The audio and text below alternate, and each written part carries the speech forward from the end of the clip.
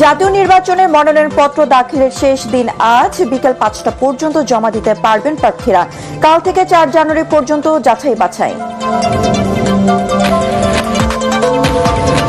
NCP এলডিপিকে নিয়ে জামায়াতের নেতৃত্বে ১০ দলীয় জোটের আত্মপ্রকাশ। দলের সংখ্যাগরিষ্ঠ সদস্যদের সম্মতিতে জোট, দাবি নাহিদের।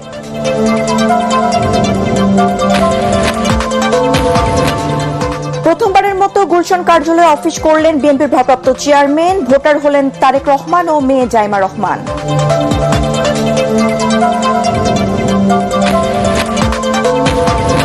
মাদক ও যানজটমুক্ত নিরাপদ উত্তরা গড়ার প্রতিশ্রুতি বিএনপির এস.এম. জাহাঙ্গীরের। মানুষের ন্যায্য অধিকার প্রতিষ্ঠার অঙ্গীকার জামায়াত প্রার্থীর।